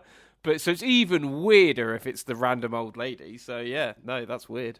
Yeah. All right, Chris, it's time for everyone's favourite segment, Cars Exist. Hi, I'm Dan. Welcome to Cars Exist. So it looks like the car driven by our principal cast. Wait. I think the car driven by Kirstie Alley's character is a Plymouth Grand Voyager from 1987. But Chris, there's more. Because when I looked up this movie on the Internet Movie Car Database, there's quite a list of cars that show up just sort of in the background. You know, I noticed there was a Chevrolet Stingray, the Corvette one. I didn't notice it when I saw the movie, but I saw it in this. That's a cool car. That's a pretty cool car. There's various interesting cars throughout the whole movie because there's a lot of scenes like like in car parks, but also towards the parade section at the end of the movie. You know, there's a couple of pickup trucks, the Fords, the F-Series. But Chris, more importantly, I noticed two very important words. Ford Taurus. Ford Taurus. So, for those who don't know the backstory, very quickly, when we started doing this podcast, obviously I noticed that a lot of the IMDb trivias they would label the make of the car that was used by the lead character as if that was trivia. Oh, this person drives a Ford Fiesta. Cool. And so we started Cars Exist. And sometimes the movies don't have those pieces of trivia, so I have to go to a website called the Internet Movie Car Database, which is exactly what it sounds like. You find the movie, you click on it, and it has pictures of every car that appears in the movie. And Chris and I are kind of film and TV nerds. Car nerds, the Chris's and Dans of the car world, are on this Internet Movie Car Database, identifying all the cars and their years and makes and models and all that stuff. And what we discovered is there's this amazing guy, an absolute hero to all, whose username is JJ_JohnJohnny. And JJ_John_Johnny loves the Ford Taurus, particularly the Ford Taurus show. And he had hundreds of comments across many movies where he helped identify the exact model of Ford Taurus and its year of production. And he was like a specialist in this one very specific kind of car. And we went through and read a bunch of his comments. Now, I just had to report that his comment on this one doesn't have the elaboration of some of his others. Because obviously there were some we read where he was like, oh, this is definitely the Ford Taurus from 1989 because the bumper is this shape, or like the colour is this, or the interior We love is... him. He's our hero. We love this man. Like, genuinely, it sounds like mocking, I promise you. When someone has this specific a passion, I'm always going to applaud them. This is so specific, and I love every second of it. So, Chris, the movie Drop Dead Gorgeous has a Ford Taurus in it, and I clicked to see if anyone had commented with details of the Ford Taurus. Now, the Ford Taurus is just seen in the car park when they pull into the Mall of America. It's not particularly clear in the image. Do you want to guess, Chris? Has JJ _John _Johnny commented? Of course he has. Yeah, fucking course he has. Well, you've just told me he has for one, and said it's not as detailed. So yeah, he's definitely commented. Oh shit, I gave it away, didn't I? Yeah, he did. Now, all he put this time, sadly, was 1986 to 1988. Is that it? Yeah, that's all he wrote. But I'm so happy he's here. Whoa! Sorry, Jess, you're all right. Don't worry. Jess has just very kindly brought me in a drink, and in trying to sneak the door closed, knocked over the light, which was going to make a noise, but not as big a noise as me going whoa. That's a shame. Do you think mockumentaries just aren't his bag? Because he's presumably, well, do you think he's watching the movies, or do you think he's scanning through the movies looking for the Ford Taurus? Well, it's hard to say, because when you click on a movie on the Internet Movie Card database, someone seems to have already gone through the movie, found all the cars, put the pictures up without labeling them, and then it's kind of down to the community to go through the pictures and figure out the make and model. That's my impression. I could be wrong. But this, this Johnny guy, whatever, JJ _John _Johnny, loves the Ford Taurus, specifically from 86 to 95. He thinks the 96 to 2006 Taurus is super ugly, and his collection involves 3 different cars, 2 of which are Ford Tauruses, and 1 is a Lincoln. Now, he has commented on dozens and dozens of movies, and he does often, especially the early days. So if you look back through his profile, when he started, everyone was like an amazing article. To be fair to him, maybe he's busier these days. Often now, he just clarifies the year. But yeah, on this movie he just clarified the year. But man, I think there's a genuine chance we're going to continue to stumble. There are 19 pages of comments on his profile, so there's no way we're not stumbling. Oh yeah, for sure we will.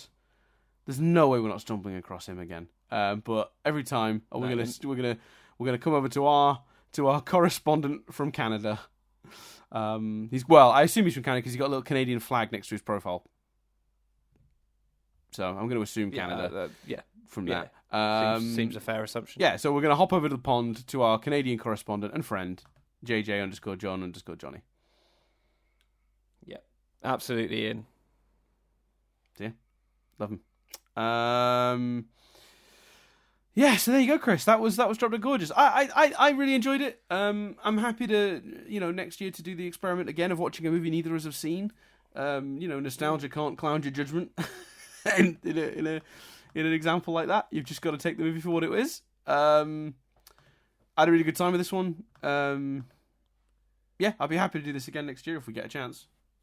Yeah, I'm down. I'll take it. I'll take the mantle. I'll take the mantle of trying to find. Are you going to pick? Oh, that's exciting.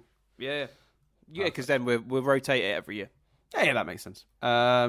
So my understanding, it's your choice next, Chris. Now I believe this is the last choice before we do the SEO based selection of, and to be fair, a selection we were going to get to eventually anyway. But yes, of the Indiana Jones trilogy. We're going to start reviewing the Indiana Jones movies. We're going to do the original Indiana Jones trilogy. But first, I think there's one more selection that you have here. Okay. So where are we going next? Well, so here's the problem, Dan, because Dan and I had sort of discussed how we've done some slightly obscure movies this time. Obviously, we've done Fast and Furious, and Starship Troopers is very much a cult classic.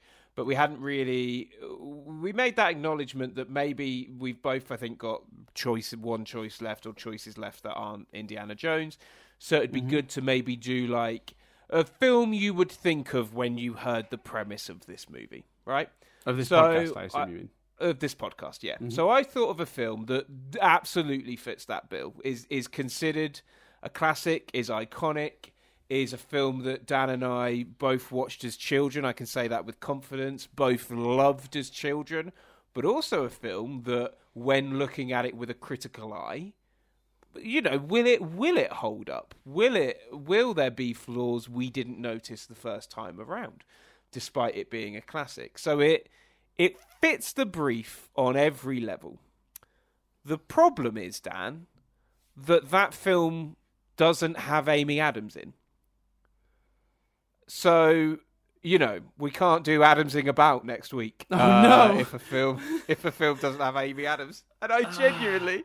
that was very good. That was excellent. We could do Adamsing About and say, welcome to Adamsing About. This week, Amy Adams not in this movie. So, failure on the Adams watch. Back to you. And There's an Amy Adams choice, though, which I've seen. It's not in any way a classic, but I've seen it.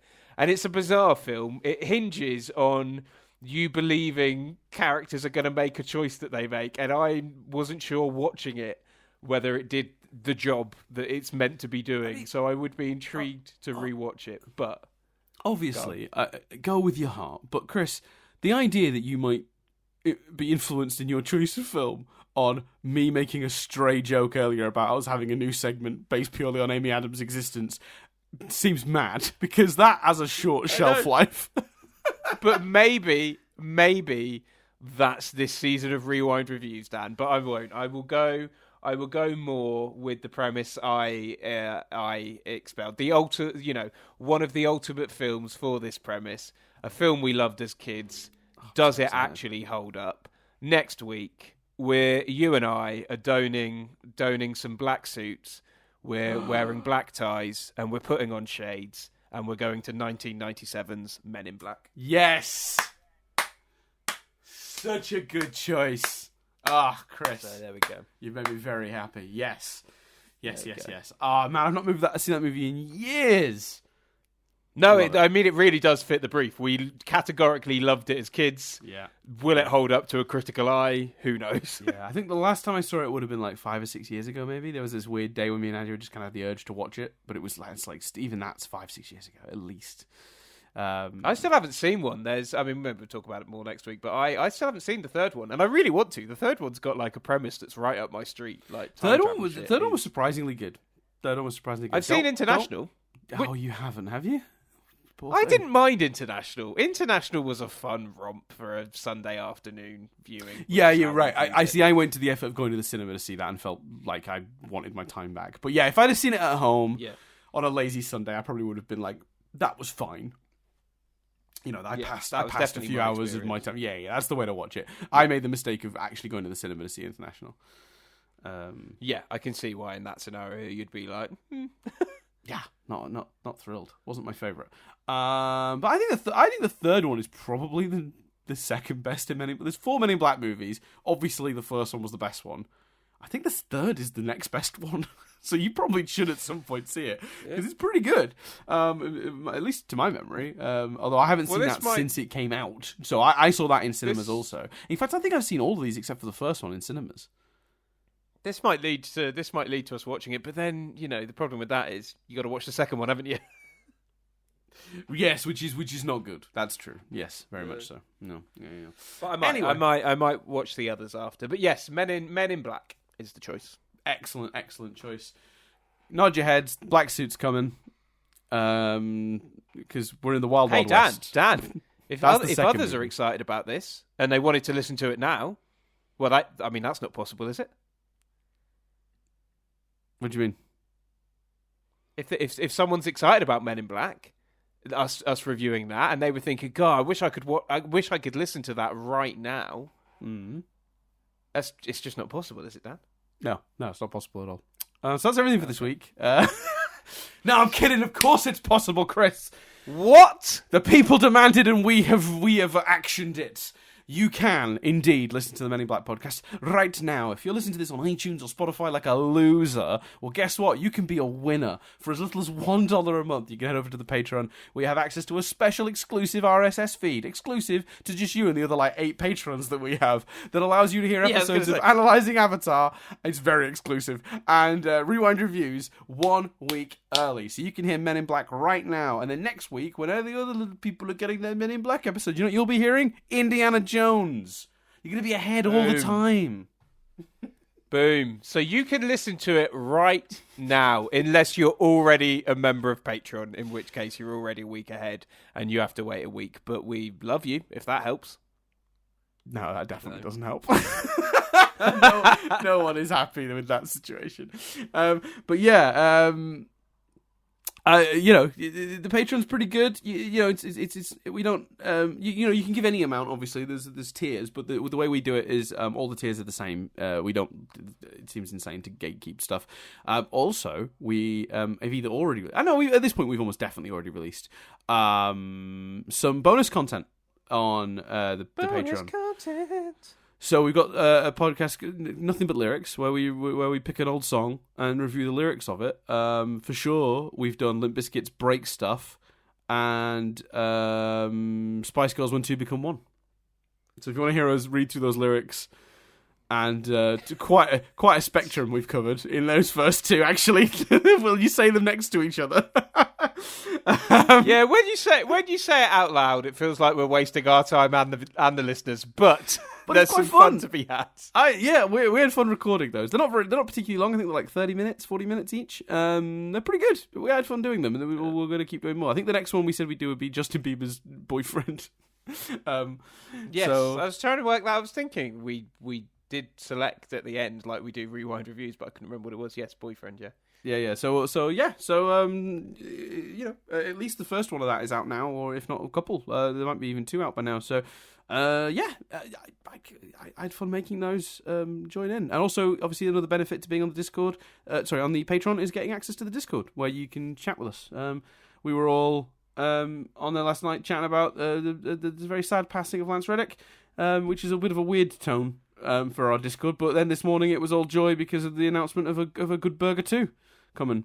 So the Discord, Burger 2, baby. The Discord is a real roller coaster. I'm saying it now. Mm-hmm. Like Power Rangers, when that film comes out, we're doing a whole Keenan and Kel Good Burger 2 episode, baby. Yeah, and when we did the Power Rangers one, we did it on NBS, and it was a bit out of place, but we kind of justified it because we're like, it's kind of based on a TV show, so we're getting away with this. We could just do that as a bonus Rewind Review episode. Yeah, I think so. I think if there's ever a modern movie that we make an exception for and review as a Rewind Reviews, it's Good Burger 2. Yeah, I would agree. So yeah, but we'd have to do it as a bonus, I think. Yeah. It wouldn't be a numbered episode, I don't think. No, that's fair. Well, anyway, right. Part of me thinks we should. Part of me is it because we've reviewed Space Jam on Nothing But Static. We have done movies. We've done straight to streaming. And movies. Space Jam was straight to streaming. So Good Burger 2's Paramount Plus, isn't it? Ooh, you're right. All right. Well, we'll have to think about that. I just feel like I don't want to rob the people because we just reviewed Good Burger on this. This feels like the format for it. This feels like the place. Oh yeah, I'm talking about doing it in Nothing But Static and chopping it out as a bonus for Rewind Reviews as well. Oh. I feel like if we do it in Nothing But Static though, it won't be we won't get the full treatment, the full focus it deserves. I see what you mean. Because we'll have to do news. We'll work it out. Recommend. Well, we'll have a think about it. We got 2 years to think about it. It's not happening. They're shooting it this summer. This movie isn't coming out until like next summer. So we got about a year and a half, I reckon, until we need to think about any of this. So yeah. Anyway, that's all the stuff you can do. If you want to comment on any of this, you can of course do so by heading over to the YouTube channel where this episode has been posted in sort of video form, but not with a video of us, but just like images. You can comment on there if you have any thoughts about Drop Dead Gorgeous. You can email us, mail@nothingbutstatic.co.uk. And of course, other ways you can help us other than Patreon is by telling a friend, giving us a little review on the podcast platform of choice. So if you are using iTunes or Spotify. I know I called you losers earlier, but try not to let that influence your review. 5 stars or no less. I did find one the other day. It was like a 2-star review, and I can't remember what they said now, but it did make me chuckle because the guy seemed very apathetic. Like, not apathetic. He seemed very like unimpressed. His whole comment was like, "Yeah, I guess this is fine." I was just like, yeah. I was very pleased. I can't remember which store that was on. There was a really good like down the middle review where the guy he gave us like 2 or 3 stars and was just like, "Yeah, this exists." It was brilliant. But yeah, please feel free go over to the YouTube channel, not YouTube channel, so to your podcast platform of choice, and give us stars, likes, pokes, thumbs ups, whatever review format it has. That tells that app to share it with others. And of course keep listening if that helps support us as well. Or if you didn't like this at all, don't worry about it. Just stop listening. It's cool. We appreciate you giving us a go. Yeah, that's cool. No, that's cool. No need to hate. Listen, we're we're not particular. We don't have egos. We don't need the listens. We don't need the clicks. You can quite. Well, we've got egos. They're just very they're very realistic egos. Yeah.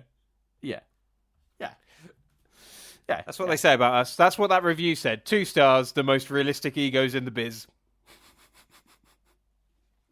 That is us in a nutshell. The biz big, low-rated pop culture podcast.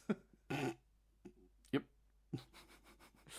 So anyway, thanks everyone for listening. I'm going to hand over to Chris because I've just realised that he ends these, and I'm very much in the habit of doing it because it flows off the ending. But Chris, take it away. Here come the Men in Black, Galaxy Defenders. Get ready for more of this next week. I've been Chris Billingham. I've been Dan Doolan. And this review has been rewound.